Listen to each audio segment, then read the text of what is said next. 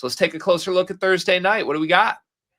Yeah, so Steelers Bengals, the divisional clashes on Thursday Night Football continue. I should have actually checked. I'm not sure. I think there's only been one game so far that hasn't been. I don't know how intentional that is or what, if there's any logic behind it, but we're getting some nitty-gritty divisional clashes on Thursday Night Football, and I got to say the product seems like it's been better this year compared to recent years. I don't know how long that's going to last. Might seem logical that it will tail off as the season progresses and teams get worn down. And if they're even flexing games out of Thursday Night Football, which I believe they can do now, we'll see what we get. But anyway, hopefully we get a good one tonight. Steelers Bengals. It is the battle of the old guys, which we'll talk about in a little bit. Steelers are 5.5-point favorites on the road. Total is set at 44 or 44.5, depending where you're getting it. Currently, Dimers predictions have the Bengals covering 5.5 at a 54% probability. Just a 50% coin flip for the total. This seems to be fluctuating a bit between when it's 44 or 44.5. We're seeing a little bit of movement in the model. At 44.5, it's a total coin flip, 50-50. And the Bengals, last I checked, had a 31% money line probability, 31.4% now. So no edge to speak of there. Fair odds if you like a Bengals upset, but you're not getting any value. Slight edge on the spread, which is really where the value is in this game as far as game lines. 2.9% edge on the Bengals to cover, plus 5.5. You can get that at minus 105 on BetMGM. So almost even money on a spread is always very good. Personally, I think that's more appealing to me alongside the under. Easier to cover if you're giving up fewer points, but that's not really something the Bengals do. And with the 50-50 for the model here, I probably would lean a little closer to the over here. But as a standalone bet, I definitely like the Bengals 5.5 in line with the model here. It's the scoring, which is going to be, I think, the most interesting thing in this game. Bengals defense has been pretty bad.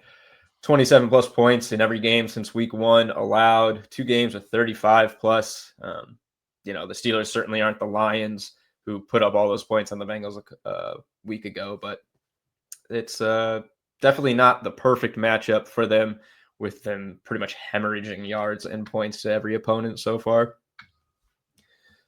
Steelers defense is not that special, so I definitely see the path to the over in this game. There are a lot of playmakers on both of these teams. The Steelers wide receiver core is like non-existent besides DK, but there's plenty of scoring upside with these rosters. Mm-hmm. And we'll talk about this some more, but Joe Flacco has, right away got the ball to his guys. So yeah, should be a good game at the very least.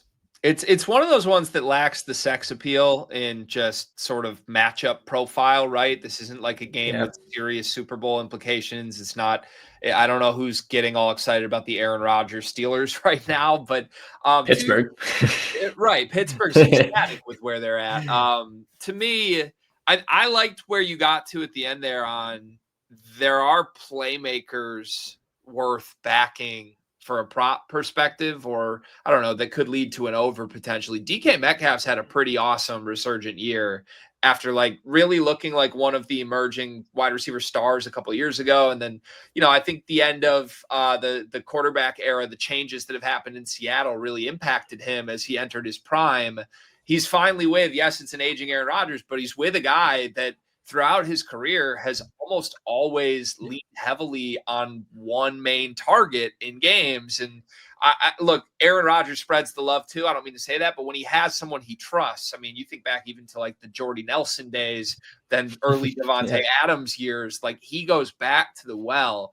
I think Metcalf has become that for the Steelers. The Bengals defense has been a disaster and given up some big numbers to bad offenses this year.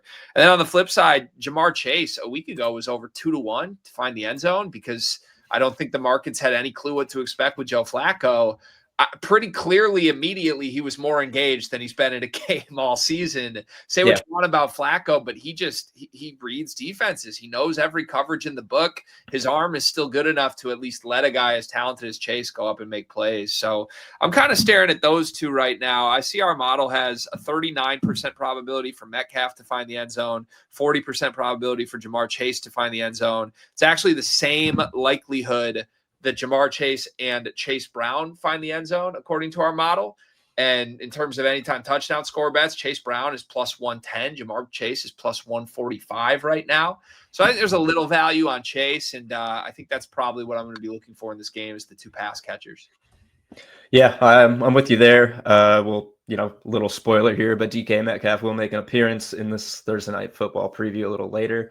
Definitely like him tonight. Bengals defense has been discussed, and he's the funnel for this team. There is literally nobody playing wide receiver behind DK Metcalf. Like if you look at our predictions, it is DK Metcalf as the leading receiver with 68 yards, then Jonnu Smith at 32, fellow tight end Darnell Washington at 28. Also, spoiler, I got some Darnell Washington stuff to talk about, and then Kenneth Gainwell and Jalen Warren as the next 2 receivers. There is one receiver in our top 5 projected receiving outputs in this game. So if it's not Metcalf, it's going to be a complete random cast of characters, but there's no reason they shouldn't at least be able to move the ball and get some points. Yeah. Yep. That's my expectation too. All right. Is there anything you want to screen share here with this game, or should we get into some storylines and betting angles for it? Yeah. Well, I'll pull up the whole projections kind of while we walk through all of these here, and we can pretty much dive into our betting angles. But first, it's a little funny. We got the Joe Flacco, Aaron Rodgers, 40-year-old guys, over 40-year-old guys facing off. People may not realize this. I mean, it's not totally surprising. There's not a litany of 40-year-old quarterbacks in the NFL, but this is only the 4th time in NFL history that 2 40-year-old or older quarterbacks have faced off. And it's a bit of a trick question, Greg, but the other 3 matchups? Oh, God, absolutely not. I would assume Tom Brady's in all of them. He is, and so is his opponent, Drew Brees. They played each other 3 times in 2020 as members of the AFC South or NFC South, and that's the only other time 2 guys this old have faced off, which is kind of hilarious that it was all 3 in one season. But that is funny. Hey, honestly, maybe these 2 continue that. In theory, right? We'll get a second Rodgers Flacco, and then maybe they try it in the playoffs. That would be something, right? It would be kind of that sports intangible thing that just seems to happen sometimes, where the only 2 times that 40-year-old guys have faced off, and each time they did it 3 times in the same season. That's some bar trivia for you one day. Hopefully, don't forget it. And then I saw some stuff. Everyone's joking on social about this, but I got what are the best name for this game? I've seen some pretty fun ones.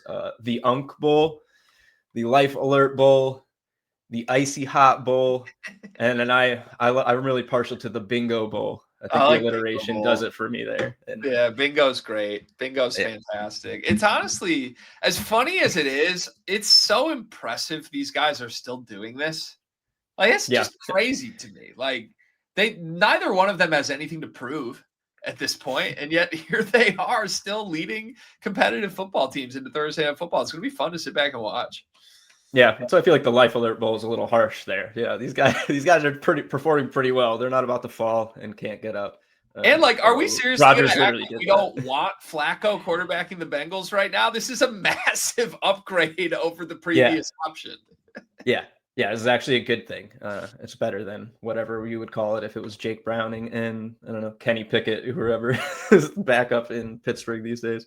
But yeah, anyway, let's get into it. That's enough fun. Now we're trying to get serious here. We want to bet. We want to make some money. So one thing I'm really looking at in this game is the Steelers backfield breakdown. It's kind of been in flux this year with Jalen Warren starting to start the season. Then he got hurt, missed a couple games. Kenneth Gainwell took over, was a workhorse in the game that Warren missed when Gainwell first got all the touches. 19 carries, I think 6 or 7 targets. He caught them all in that game. 2 touchdowns, I believe. But as soon as Warren came back, Gainwell went back to the RB2, went from 19 carries to just 6. Warren should be even healthier now. He's coming off his best game of the season from a rushing standpoint. Not a lot of receiving work in his most recent game, but that probably will trend up as he gets back.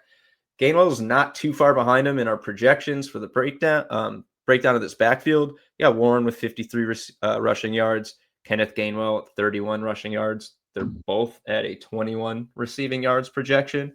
So it's more even than I kind of would have anticipated given how the split went last game. But Warren has the touchdown upside, almost 43%. Gainwell is sitting closer to 35%. So almost a 10% difference there, even though they both have well over a 30% chance to get in. Kind of a toss up, I think, when you get down into the gritty stuff. I was looking at their, where they work situationally. Warren's got more red zone touches, but Gainwell's converted 8 of his carries in the red zone into 3 touchdowns, which Warren hasn't done. So they haven't shied away from going to Gainwell, even when Warren's in there down at the goal line. Part of the reason I'm going to probably avoid running back touchdowns in this game. I just think there's too much vulture potential. I do like a real first quarter ladder on Warren's rushing and receiving yards. This is something I've been playing with a few weeks past, primarily with our primetime parlays, looking at the guys that we like in those and just basically taking them to get their yards early because we like those matchups, and you're getting significantly better odds in the first quarter. Obviously, less time to do that, but sometimes it only takes 1 or 2 plays to break it open. So, yep. Warren is definitely my target for, like I said, first quarter stuff tonight. Just a good matchup all around. Bengals are bottom 3 in rush yards allowed, bottom 5 in receiving yards allowed to running backs. Even though Warren doesn't get a ton of receiving work, he gets enough targets to convert. And your entry level prop for the first quarter ladder is plus 175 for 5 receiving yards for Warren, 680 for 15 plus. So you can get up there pretty quickly. And, he can do that on a single catch. One dump off, and he can take it 15-20, and you've already profited in this game. Yep. These running backs are tough for me because I just don't like either of them. Like, I know that's a very elementary way to describe it, but like as a football fan, a fantasy football player, it's other than the situation, there's nothing that leads me to want to back either Warren or Gainwell. Now, I think they're both in pretty good situations right now, because largely of who each other are, right? Like they're both continuously in the mix to get an opportunity because we don't really believe either one of them deserves an opportunity. So I feel like situationally the matchup, it can always flip. I think you've made a compelling case here on the correct way to play this backfield in this game. But God, it's one of those ones where which sometimes the best bets come from this, but you just have such a sour taste in your mouth saying it out loud as you're trying to put it on the card. That's how I am with the entire Steelers running back situation. Yeah. Well, it can give you some, lower lines to hit, but the murkiness of the breakdown of who's getting what carries just, obviously throws a lot more into the situation, makes it a lot more volatile. I will say, I looked at the last couple game logs, and in the first few drives, it was pretty much all Warren. Gainwell got 1 or 2 touches mixed in there, but it was Warren, as the clear RB1 in those drives. He cashed this last week with 5 yards on a reception in the first or second drive. So I like it. Definitely one of my top plays tonight from a prop perspective, which, as stated, I prefer that in this game than the game lines anyway. Yeah, I love it. All right, let me run with our second one here. And speaking of non-sexy ways to bet this game, although Joe Flacco, I must say, he's kind of got the George Clooney thing going on. The longer he hangs around, the more handsome that man looks when he takes the helmet off. Just saying. Flacco is going to inject some life into this offense. He already has, as crazy as that sounds. We spoke on it a little bit just a few minutes ago, but not only is Jamar Chase coming off his best game since week 2, T. Higgins also coming off his best game of the season. I think both of these guys just look re-energized knowing they have a winner under center, let alone a great arm talent or a guy that's done this before. It's a guy that can lead winning, successful football teams, something Cincinnati just has not had when Joe Burrow isn't fully healthy. You look at this game specifically, both of these guys projected for plus money outputs this week. Chase just under 80, T. Higgins just over 50. I think both of those are pretty good angles to just take individual numbers for them this week. And I think with Flacco, it's one of those things, if this team continues playing from behind, I don't think you're going to see a ton of creativity from Cincinnati outside of just, we've got these 2 playmakers, force the ball to them. And Flacco can do that, right? He can manipulate coverages pre-snap. He's seen every single coverage in the book. If one of these guys has an advantageous matchup, he's going to be able to just throw a jump ball to them. And both of these guys are guys that can win jump balls. And I think we saw that last week, right? It was a game where Cincinnati was kind of getting dragged early in the game. It was kind of slow starting, and maybe some of that was just, new team shaking the rust off. But I think you're going to see that game script play out a lot where Cincinnati's playing from behind. There's not much to do other than air it out. Teams are playing conservative coverages at that point. And I think you could see some big second half numbers from these stars in Chase and Higgins. So you like the first quarter ladder. Was that something you were targeting for T. Higgins in this game? Yeah, I was going to bring it up that, like you said, it's been slow starts kind of for the Bengals. So, maybe take this with a little extra caution. But again, he's a guy that our model likes tonight. He's 12 yards projected over what we're going to take him for in our parlay. He immediately had his best game. Yeah, you would like to think that the Steelers are at least going to try to limit Jamar Chase, prioritize him, locking him down over Higgins. So again, only need a couple catches to funnel that type of volume pretty early on. So yeah, I like Higgins. I don't see what the lines are at this point, but 10 yards, 15 yards, 20 yards, a nice small little ladder, something he can cash again on one or two passes. And again, you hit the second quarter and you've already made some money in the game is pretty preferable. Yep. I love it. All right, another creative angle there. Thursday Night Football jackpot on FanDuel. This is another weekly opportunity for bettors to try and get creative. What are you targeting here for the jackpot? Yeah, so we're pretty much jumping from one position to the next here. It is all about the tight ends for me in this one. The Bengals have the worst defense versus the position this season, and the Steelers got several tight ends. So, maybe picking the right one is going to be the toughest test here. Freiermuth seems like he's been completely phased out of this offense. Only 2 catches on 4 targets over the past 3 games, while Darnell Washington has sneakily accrued 5 and 3 targets in his past 2 games, brought 3 catches in both of those games, had a really big yak play in the first quarter in his last game. Just a really exploitable spot for me. Jonnu Smith gets touchdown value from the Dimers model, but I'm on Darnell Washington. He's really big bodied.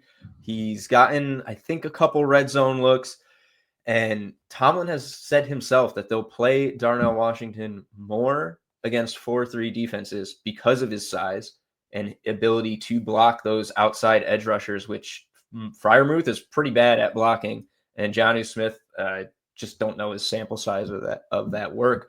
But Tomlin's outright said he's going to play Washington in these scenarios.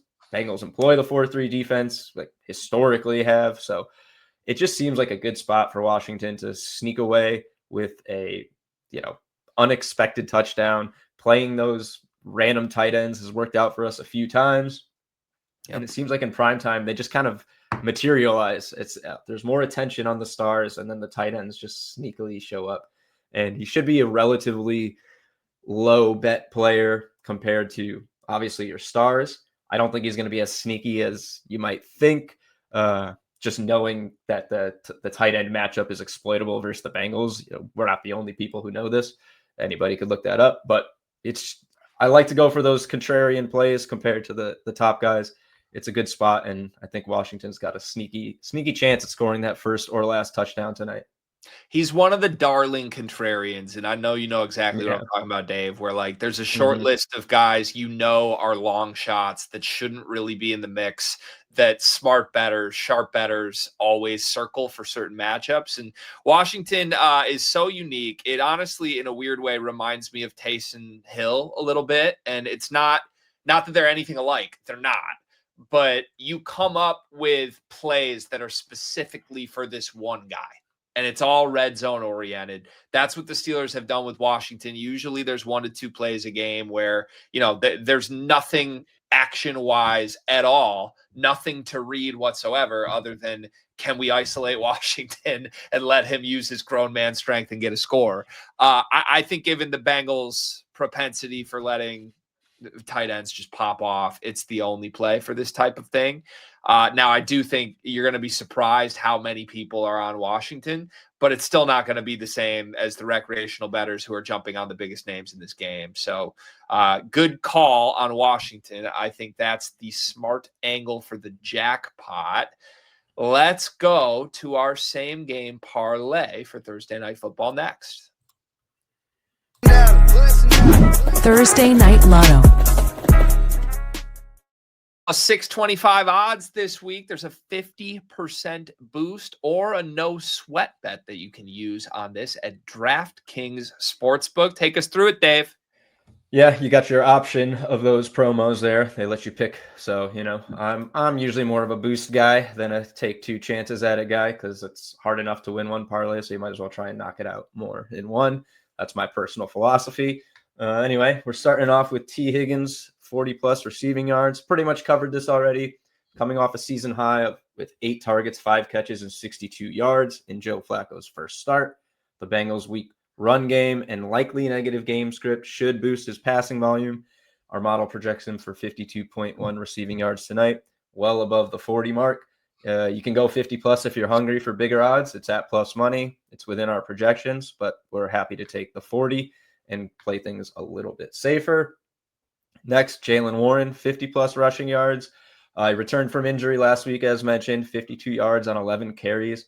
Actually, his most efficient game of the year from yards per carry and best of the season from a rushing standpoint. As mentioned, he didn't really have the receiving work. Hopefully that continues here, unless you're taking that first quarter prop, because we do want him to get the rushing yards.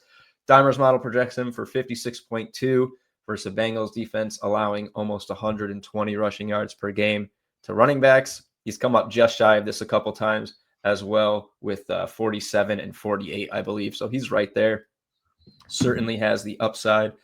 And we'll close out with the receiver we talked about at length before, DK Metcalf, to score a touchdown. He's on a 4-game touchdown streak. Strong chemistry with Aaron Rodgers. In that 4-touchdown streak span, he's only 15 catches. So not crazy volume, but he's scoring, doing what he does best, which is does a lot with a little. Gets a almost 40% chance to score in this game. Pretty much fair odds at 155. And like I said, don't really want to touch the backfield for a score in this and hope we, get the wrong running back scoring. So happy to ride with DK at a slightly lower probability than Jaylen Warren, but with just as much upside realistically as the top wide receivers behind him are Ben Skoranek and Roman Wilson. It should be pretty much the DK show unless they completely lock him down in this game. So these 3 legs plus 625. And of course, as mentioned, you can boost it or play it no sweat at DraftKings.